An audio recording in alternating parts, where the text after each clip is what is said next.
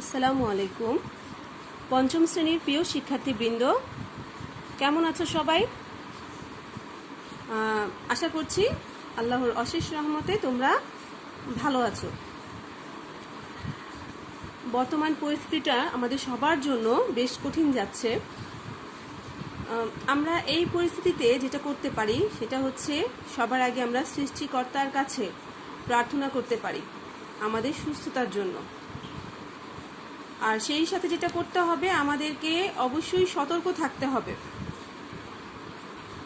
তোমরা অপ্রয়োজনে বাসার বাইরে বের হবে না। বাসায় যারা বড়রা আছেন, বাবা মা বড় ভাই বোন, তারা যদি খুব প্রয়োজন হয় তাদের তো যেতেই হবে বাইরে, কিন্তু তোমরা যাবে না, তোমাদের তো আর তেমন প্রয়োজন নাই, তাই না? আর বাসায় ভাজা ভাজা পোড়া জিনিস বেশি খাবে না, পুষ্টিকর খাবার খাবে, শাকসবজি খাবে, ফলমূল খাবে। আর তো ফ্রিজের জিনিস একেবারেই খাওয়া যাবে না, মানে ঠান্ডা জিনিস একেবারেই খাওয়া যাবে না। প্রচণ্ড গরম পড়েছে, তো তোমরা এজন্য হয়তো একটু পরপর ফ্রিজ থেকে ঠান্ডা পানি বের করো আর খাও। এটা কিন্তু এই পরিস্থিতিতে অত্যন্ত ক্ষতিকর, এটা খাওয়া যাবে না, খাবে না। কেমন? নর্মাল পানি খাবে, দেখবে আস্তে আস্তে অভ্যাস হয়ে যাবে। তো আচ্ছা, এই গেল আমাদের স্বাস্থ্য বিষয়ক আলোচনা। তো তোমাদের সব কিছুই মেনটেন করে চলতে হবে। তো আমাদের এগুলোর সাথে সাথে আমাদের পড়াশোনাও কিন্তু মেনটেন করতে হবে। কোনো কিছুর জন্য কিন্তু জীবন থেমে থাকে না, তো সেই জন্য কিন্তু পড়াশোনাটাও চালিয়ে যেতে হবে। আমরা গত ক্লাসে যেটা পড়েছিলাম, আশা করছি তোমরা সেটা অনুশীলন করেছো। তো আজকে আমরা নতুন একটি পাঠ শুরু করি। আমরা অধ্যায় 5 পড়ছিলাম, তাই না? অধ্যায় 5-এর একটা পাঠ বাকি, একটা পাঠ আজকে আমরা শেষ করি। একটা পাঠ আজকে আমরা শেষ করে তারপর আমরা আবার আগামী ক্লাসে শূন্যস্থান সংক্ষিপ্ত প্রশ্ন বুঝে নিব। দেখো, অধ্যায় 5-এর পাঠ 4, পৃষ্ঠা নাম্বার 46, পৃষ্ঠা নাম্বার 46 বের করো সবাই। দেখো, এখানে আছে জনসংখ্যা সমস্যার সমাধান। আমরা এই অধ্যায়ে কিন্তু জনসংখ্যা সম্পর্কিত বিষয়গুলোই পড়েছি। আমাদের পরিবেশের উপর কী কী প্রভাব ফেলছে, এই জনসংখ্যাকে কিভাবে জনসম্পদে পরিণত করা যায়, এই বিষয়গুলো পড়েছি। এখন আমরা জানবো আমাদের যে জনসংখ্যার সমস্যার কারণে যে সমস্যাগুলো হচ্ছে, বেশি জনসংখ্যার কারণে যে সমস্যাগুলো হচ্ছে, সেগুলো আমরা কিভাবে সমাধান করতে পারি সে সম্পর্কে এই পাঠে আমরা আলোচনা করব। তো সবাই পেন্সিল নাও, আমি পড়ছি। দেখো, পাঠ 4, জনসংখ্যা সমস্যার সমাধান। এই অধ্যায়ে উল্লিখিত সমস্যার সমাধানে আমাদের যেসব সম্মিলিত কৌশল অবলম্বন করা প্রয়োজন সেগুলো হলো খাদ্য, বাসস্থান, পরিবেশ, স্বাস্থ্য, শিক্ষা, দক্ষতার উন্নয়ন, বাণিজ্যিক ভারসাম্য। অর্থাৎ আমরা যেই সব কাজগুলো সম্মিলিতভাবে, মানে সবাই মিলে এই কৌশলগুলো যদি অবলম্বন করি, তাহলে আমাদের জনসংখ্যার কারণে যে সমস্যাগুলো দেখা দিচ্ছে সেগুলো সমাধান করা সম্ভব। তোমরা সবাই এগুলো এক কাজ করো, মনে রাখার জন্য তোমরা পয়েন্ট দিতে পারো। 1, 2, 3, 4, 5, 6, 7, এই 7টা পয়েন্ট তোমরা মুখস্থ করবে। আচ্ছা, দেখি, খাদ্য। জনসংখ্যা অধিক জনসংখ্যার কারণে অধিক জনসংখ্যার কারণে সবচেয়ে বেশি সমস্যা দেখা দিচ্ছে আমাদের খাদ্যে। তাহলে আমাদের সবার আগে কি করতে হবে? খাদ্যের উৎপাদন বাড়াতে হবে, যাতে জনসংখ্যার খাদ্যের অভাব দেখা না দেয়। এরপর যেটা করতে হবে, বাসস্থান। এটি কিন্তু একটি মৌলিক চাহিদা। খাদ্য, বস্ত্র, বাসস্থান, চিকিৎসা, বিনোদন, এগুলো সবই মৌলিক চাহিদা। বাসস্থান, গৃহ নির্মাণে সরকারি ও বেসরকারি পর্যায়ে বিনিয়োগ বাড়াতে হবে। অর্থাৎ অধিক জনসংখ্যার জন্য গৃহ নির্মাণে, বাসস্থান নির্মাণে সরকারি পর্যায়ে তো বিনিয়োগ করবেই, সেক্ষেত্রে বেসরকারি পর্যায়ে বিনিয়োগ করতে হবে, তাহলে বাসস্থান সমস্যা অনেকটা কমে আসবে। এরপরে আসছে পরিবেশ দূষণ রোধ করতে হবে যাতে মানুষের জীবনযাপনের মান বৃদ্ধি পায়। পরিবেশ দূষণ রোধ করতে হবে যাতে মানুষের জীবনযাপনের মান বৃদ্ধি পায়। অর্থাৎ মানুষের জীবনযাপনের যে মান, সেটা বৃদ্ধি করার জন্য আমাদের কি করতে হবে? আমাদের যে পরিবেশ আছে সেই পরিবেশ যে বিভিন্নভাবে দূষণ হচ্ছে সেইটা নির্মূল করতে হবে, মানে সেটা রোধ করতে হবে যাতে পরিবেশ দূষণ না হয়।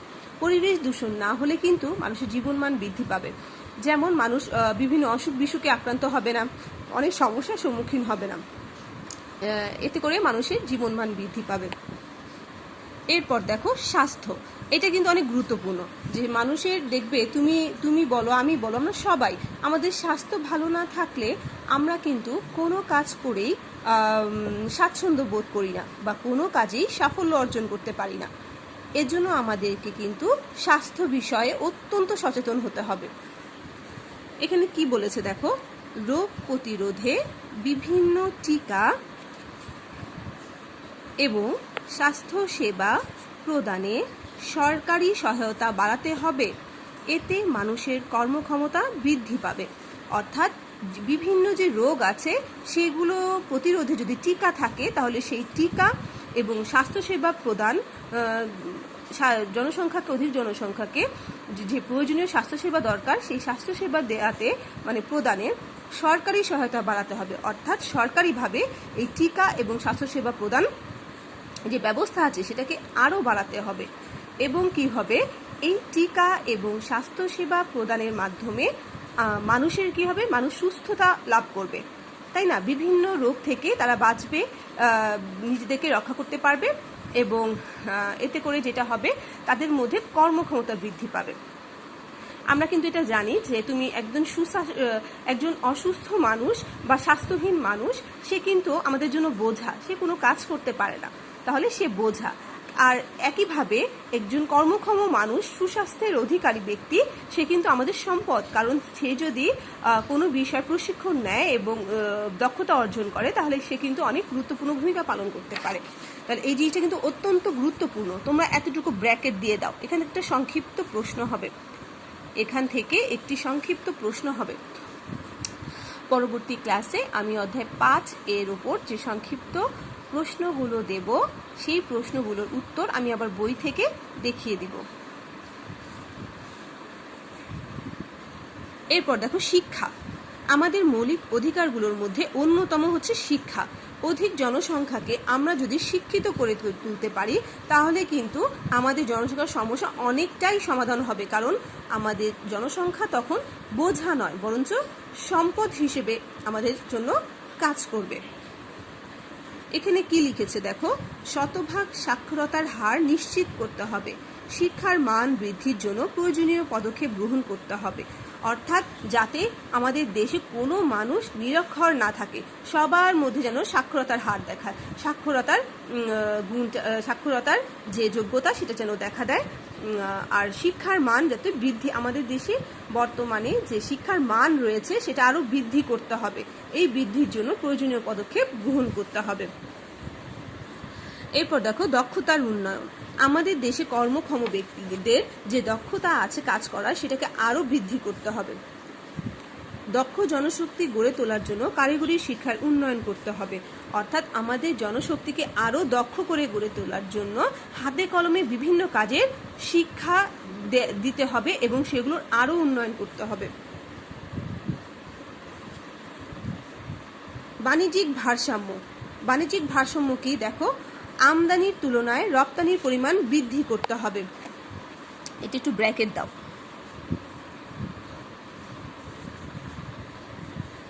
আমদানির তুলনায় রপ্তানির পরিমাণ বৃদ্ধি করতে হবে। অর্থাৎ আমরা যখন আমরা যদি উৎপাদন বাড়াতে পারি তাহলে আমাদের কি হবে, আমদানি যে বিদেশ থেকে যে কিনে নিয়ে আসছি এতে কি হয়, আমাদের টাকা দিয়ে কিনতে হয়। এতে করে আমাদের দেশ কিন্তু যদি বলি আমি আমাদের দেশে কিন্তু এতে ক্ষতি হচ্ছে, কিনে নিয়ে আসতে হচ্ছে।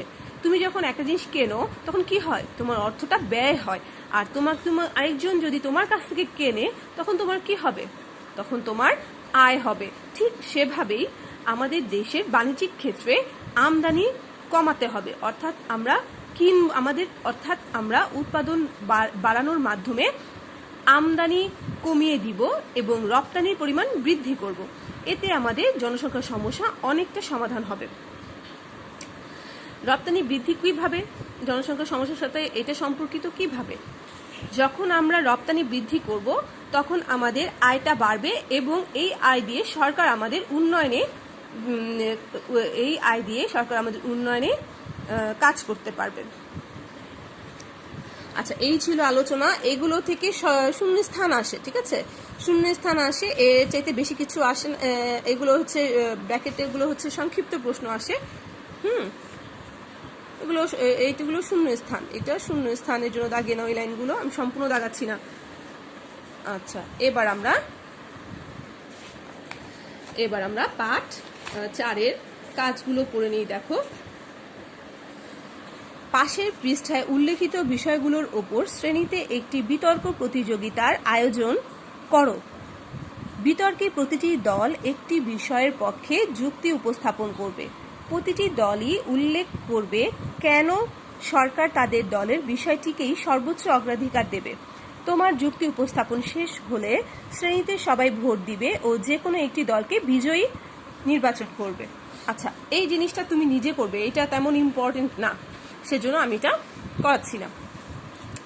খ দেখো, কেটে দিচ্ছি আমি। খ, এসো শিখি। পাশের পৃষ্ঠায় উল্লেখিত সমাধানের একটি উপায় নির্ধারণ করো।